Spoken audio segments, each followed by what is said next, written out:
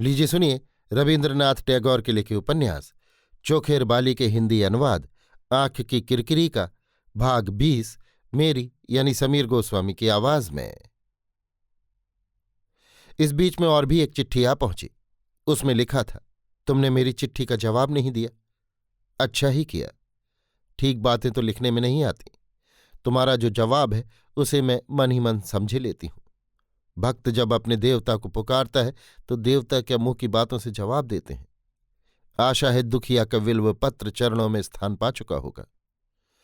किंतु भक्त की पूजा ग्रहण करने में शिव का यदि तपोभंग हो तो उससे नाराज न होना। मेरे हृदय देव, तुम वर दो या न दो, आंख उठाकर देखो या न देखो, पूजा बिना किए तो भक्त की और कोई गति नहीं। इसी से आज ये छोटा सा पत्र लिख रही हूं। हे मेरे पाषाण देवता, तुम अविचलित बने रहना। महेंद्र फिर चिट्ठी का जवाब लिखने बैठा, किंतु आशा को लिखते लिखते विनोदनी की बातों का उत्तर अपने आप लेखनी के मुंह से निकल पड़ता है। ढक के छिपा के कौशल करके लिखते नहीं बनता। बहुत से पत्र लिखते और फाड़ते फाड़ते आधी से ज्यादा रात बीत गई। फिर एक लिखा भी तो उसे लिफाफे में भरकर उस पर आशा का नाम लिखते समय सहसा उसकी पीठ पर मानो चाबुक सा आ पड़ा।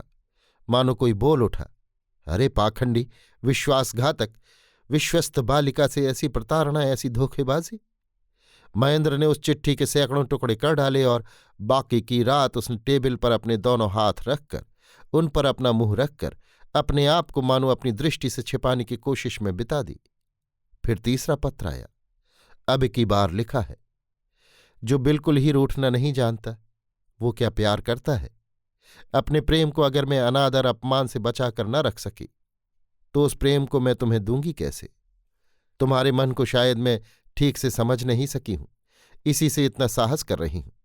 और इसी से जब कि तुम मुझे छोड़कर चले गए तब भी मैंने खुद आगे बढ़कर तुम्हें चिट्ठी लिखी, और जब कि तुम चुप थे तब भी मैं अपने मन की बात कहती गई। किंतु मैंने अगर तुम्हें गलत समझा हो तो क्या वो सिर्फ मेरा ही दोष है। एक बार शुरू से आखिर तक सब बातें सोच तो देखो।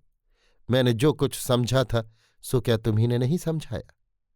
कुछ भी हो, गलत हो या सही, जो मैं लिख चुकी हूं वो मिटाया नहीं जा सकता। जो मैं दे चुकी हूं उसे वापस नहीं ले सकती। यही मेरा पछतावा है। छी छी, ऐसी लज्जा की बात भी नारी के भाग्य में बधी होती है। किंतु इसके मानी ये मत समझ लेना कि जो प्यार करता है वो अपने प्यार को बराबर अपदस्थ करने देगा। यदि मेरी चिट्ठियों की तुम्हें जरूरत ना हो तो रहने दो। अगर तुमने उत्तर नहीं दिया तो बस यही खत्म है। इसके बाद फिर महेंद्र से रहा नहीं गया। उसने सोचा, मैं आशा की चिट्ठियों से नाराज होकर ही घर लौट रहा हूं। विनोदिनी ने समझा होगा कि मैं उसे भूलने के लिए ही घर छोड़कर भागा हूं। विनोदनी की इस स्पर्धा को हाथों हाथ अप्रमाणित करने के लिए ही महेंद्र को उसी वक्त घर लौटने का संकल्प करना पड़ा। इसी समय बिहारी आ गया। बिहारी को देखते ही महेंद्र का भीतर का पुलक सहसा मानो दूना हो उठा। इसके पहले तरह तरह के संदेहों से भीतर ही भीतर बिहारी के प्रति उसकी ईर्ष्या बढ़ रही थी और दोनों की मित्रता क्लिष्ट होने लगी थी। पत्र पढ़ने के बाद आज उसने अपना संपूर्ण ईर्ष्याभाव छोड़कर अतिरिक्त आवेग के साथ बिहारी को ग्रहण किया। कुर्सी से उठकर उसने बिहारी की पीठ थपथपाकर उसका हाथ पकड़कर उसे अपने पास कुर्सी पर बिठा लिया। किंतु बिहारी का चेहरा आज उदास था। महेंद्र ने सोचा, बेचारा इस बीच में जरूर विनोदनी से मिला होगा और वहां से धक्का खाकर यहां आया होगा। महेंद्र ने पूछा, इधर तुम हमारे घर गए थे क्या? बिहारी ने गंभीर मुंह से कहा, अभी वहीं से आ रहा हूं। महेंद्र ने बिहारी की वेदना की कल्पना करके मन ही मन जरा कुतूहल अनुभव किया। उसने अपने मन में कहा, अभागा बिहारी, स्त्रियों के प्रेम से बिल्कुल ही वंचित रहा बेचारा। और फिर उसने अपनी छाती के पास की जेब पर हाथ रखकर जरा मसक कर देखा। भीतर से तीनों चिट्ठियां खड़खड़ा उठी। महेंद्र ने पूछा, कैसा देखा सबको?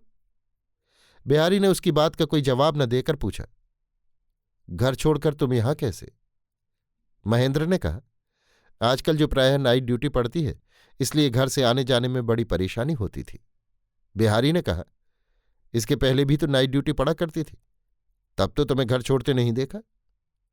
महेंद्र हंस दिया, बोला, मन में किसी तरह का संदेह हो रहा है क्या? बिहारी ने कहा, नहीं, हंसी की बात नहीं। चलो, अब घर चलो। महेंद्र घर लौटने के लिए तैयार था, किंतु बिहारी का अनुरोध सुनकर मुकरने लगा, मानो घर जाने का उसे कोई आग्रह ही न हो। बोला, ये कैसे हो सकता है बिहारी? फिर तो मेरा ये साल ही नष्ट हो जाएगा। बिहारी ने कहा, देखो भाई साहब, तुम्हें मैं बचपन से देखता आया हूं, मुझे तुम गलत समझाने की कोशिश न करो, ये तुम अन्याय कर रहे हो। महेंद्र ने कहा, किस पर अन्याय कर रहा हूं जज साहब? बिहारी नाराज होकर बोल उठा, तुम हमेशा से अपने हृदय की बड़ाई करते आए हो, तुम्हारा वो हृदय अब कहाँ चला गया भाई साहब? महेंद्र ने कहा, फिलहाल कॉलेज के अस्पताल में। बिहारी ने कहा, बस अब रहने दो भाई साहब, रहने दो। तुम यहां मेरे साथ हंस हंस कर बातें कर रहे हो और आशा वहां चारों तरफ रोते रोते प्राण दिए दे रही है। आशा के रोने की बात सुनते ही महेंद्र के मन पर सहसा एक गहरी चोट पहुंची। संसार में और भी किसी को कोई सुख दुख हो सकता है, महेंद्र के नए नशे में इस बात के लिए जगह ही नहीं मिली थी। आज सहसा उसका हृदय मन चौंक पड़ा। बोला, आशा रो क्यों रही है? बिहारी ने झुंझलाकर कहा, ये बात तुम्हें नहीं मालूम, मुझे मालूम है। महेंद्र ने कहा, तुम्हारे भाई साहब सर्वज्ञ नहीं, इसके लिए गुस्सा होना हो तो उनके सृष्टिकर्ता पर होना चाहिए। बिहारी के इस प्रबल आवेग को देखकर महेंद्र को आश्चर्य हुआ। महेंद्र जानता था कि बिहारी के हृदय नाम की कोई बला नहीं, तो फिर उसे ये बीमारी कब से हो गई? जिस दिन कुमारी आशा को देखने गया था उसी दिन से क्या? बेचारा बिहारी। महेंद्र ने मन ही मन बिहारी से बेचारा जरूर कहा, किंतु उसे दुख का अनुभव नहीं हुआ, बल्कि कुछ मजा ही आया। आशा का मन एकांत रूप से किस तरफ है, इस बात को महेंद्र निश्चित जानता था। दूसरों के लिए जो कामना की वस्तु है, किंतु अधिकार के बाहर होने से मिल नहीं सकती, मेरे आगे उसने हमेशा के लिए अपने आप को समर्पण कर दिया है। इस बात का अनुभव करके मारे गर्व के वो फूला नहीं समाया। महेंद्र ने बिहारी से कहा, अच्छा चलो, कोई बात नहीं, एक गाड़ी मंगवाओ। अभी आप सुन रहे थे रविन्द्रनाथ टैगोर के लिखे उपन्यास चोखेर बाली के हिंदी अनुवाद आंख की किरकिरी का भाग 20 मेरी यानी समीर गोस्वामी की आवाज में।